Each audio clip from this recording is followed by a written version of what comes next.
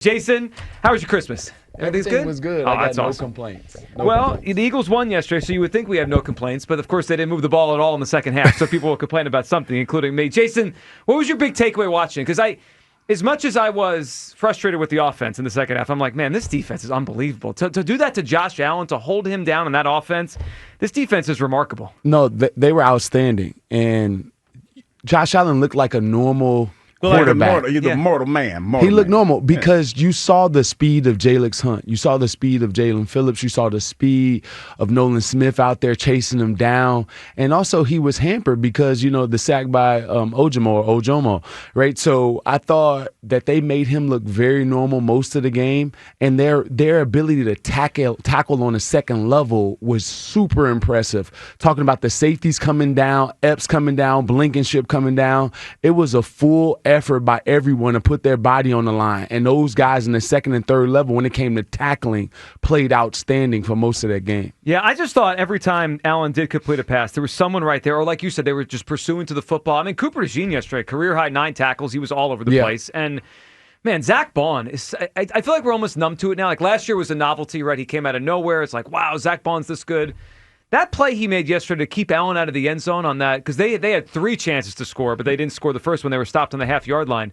I know he was hampered, and you're right, but there's not many defenders that stop Allen when he gets ahead of steam, running towards the end zone. Yeah, it was a good effort by everyone of stringing a play out and then Bond get him and then other guys rallying to the tackle. The guys did a great job with containing that offense, an offense that scores 29 points a game, getting to the red zone multiple times or moving the ball down the field, but not being able to get in until their last few possessions. And that was just a war of attrition at that point. The offense not giving you anything, and now they're starting to get, lanes in the running game, and that's what happened. And then they found out, okay, Adoree Jackson struggles covering, and so every third down they attacked him, and so that's kind of what happened. Yeah.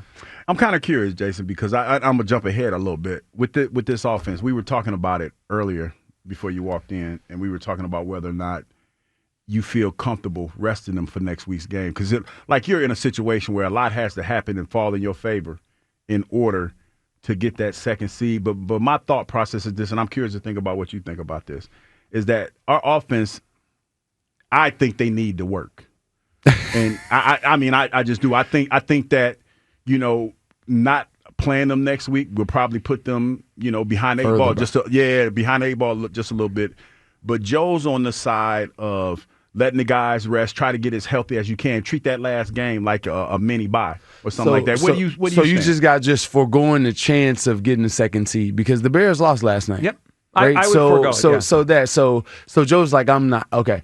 So if it comes down to it, I want the team to play because I think like Hugh said, they need some work. Mm-hmm.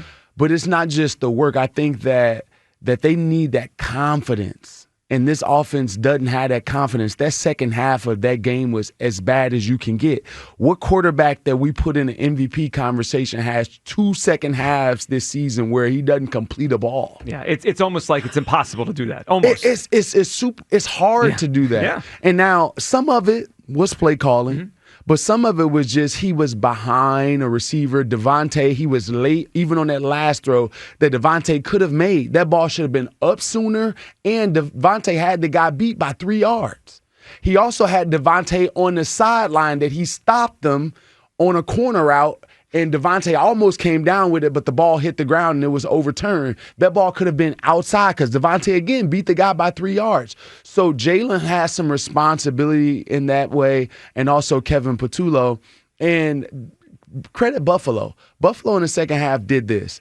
They said, okay, we're going to play man-to-man, but we're going to shade AJ's side, right? They basically played 2-man to AJ. The underneath defender, the guy that was on him head up, he would play inside, taking away slants. That's why he almost got the slant picked, right? And they would have a safety over the top. But they would just leave guys wide open on the other side with no safety over the top, and we didn't make an adjustment until late. And when we did make the adjustment, they started to do what the Chargers did to us, was just drop guys out in the line of scrimmage and play regular defense. So they had the upper hand defensively because we were off balance because of what they were doing. And then couple that with the offensive line that just forgets assignments at times. Couple that with Cam Jurgens that just will shoot, throw his whole body, and the guy will swim in the backfield. Couple that with Tyler Steen being too high and getting pushed into Fred Johnson, and Fred Johnson almost having a heart attack on the field because he was so mad at Tyler Steen. Yeah, there was a bunch of things that was going on in that game, but that offense had a lot to do with Jalen Hurts, Kevin Patullo, and then the Bills adjusting and the Eagles not. Yeah, I want to play for you and get your reaction. Jalen Hurts after the game was asked about the offense in the second half, and we found his answer interesting here because there's always that pull and tug between like, should Jalen change the play? Does Jalen have the authority to change the play? Especially if they're in a look that everyone says, they're all on the line of scrimmage, why we're running it. Here's Jalen after the game yesterday when asked about the offense in the second half. What do you make of the disparity offensively from the first half to the second half? I think we got into a good rhythm and good groove. We're able to move the ball down the field in the first half, and in the second half, there are a lot of things that I have to watch the tape on to be able to pinpoint. Obviously, maintaining aggression is one thing, and maintaining rhythmic ball play, then just going out there and executing ultimately. So you always look yourselves in the mirror with that. You look yourself in the mirror. All right, Jason, as Hugh laughs here like a teenager. Rhythmic ball play is crazy. Yeah, we are. Rhythmic ball play. How old are you? I'm childish. He's 12. I know I'm childish. But rhythmic ball play is a pause. I'll be honest. I heard it too when I re-listened. I was like, "That's going to get Hugh. I know it's going to get him." All right, Jason. Before that part of it, sounds in the background as he ball plays. Other than the rhythmic ball play, what did you make of what Jalen Hurts said there about maintaining aggression? It almost sounded like he thought they weren't aggressive enough in the way they called. Like, am I reading too much into that? What did you take of what Jalen said there? Well, they started the second half, and the only first down they got in the second half. That sounds crazy. Yeah. The only first down. By the way, the last 14 first downs of the game were all Bills first downs. All first down. Yeah. The only first down they got in the second half of the game was on 2 consecutive runs, and that's what the game plan was: is try to establish the run, and the run was effective pretty much at times in the first half out of 13 personnel, but the Bills made an adjustment. And when you have 9 defenders that are in the box or has a way to get into the box, yeah, like Jalen said, okay, you have to be a little bit more progressive and a little bit more chance-taking in the pass game. Right. But you get the rain coming down, you get the fear and, a turnover. And then when we did drop back to pass, I'm pretty sure it scared the heebie-jeebies out of Kevin Patullo when Benford almost intercepted a slant. So there's some give and take when it comes to both of those. All right, so with that, you're talking about the 9 players close to the line of scrimmage or could get there. Yeah. Do you think, when you watch it, do you see Jalen could Jalen get out of that play? I mean, Jalen knows that as well as any of us, that this play they have called, with the way the defense is lining up, is probably not going to work. Should he get out of that, and do you think he has the authority to get out of it? In most situations, right, he'll have it. But when you have a personnel group that's game plan for the Bills, which was 13, right? They had, the 3 tight ends in and 1 receiver and a running back. That personnel won't know the adjustments and the assignments, to be able to get into a 2-minute call or specialty call. Okay. Because it's a tailored personnel for the Bills defense. But you didn't have the adjustment in, okay, if they bring 9 or 10 up. So I just thought that they got caught in that situation. If it was 11 personnel, yeah, Jalen can go out and check because everyone knows those checks. Mm-hmm. But those guys that were in there probably didn't know how to adjust to what the Bills were doing. What do you make? I mean, the season's pretty much a wrap now. We'll see if they play on Sunday, but they've played a lot of football this year. What do you make of?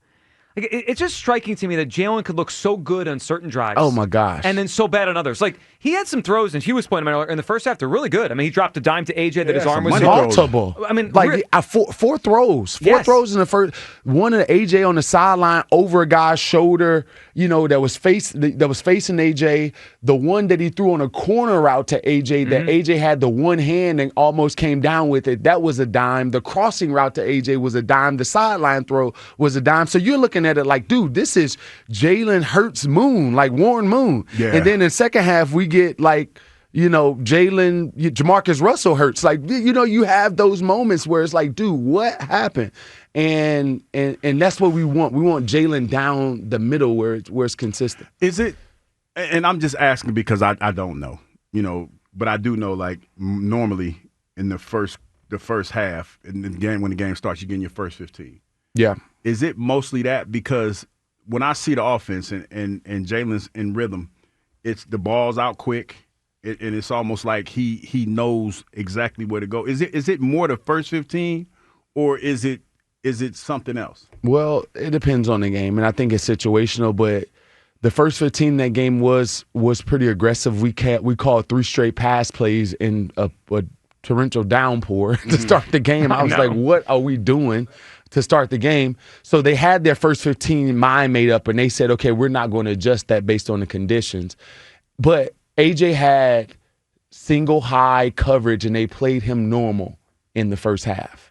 And that's why Jalen had some success, and that's why the offense were able to move the ball down the field. In the second half, they limited those opportunities and basically put a guy over the top of him and said, okay, everybody else can beat me. Right. And if you had any idea on the first half, Devontae was killing this man.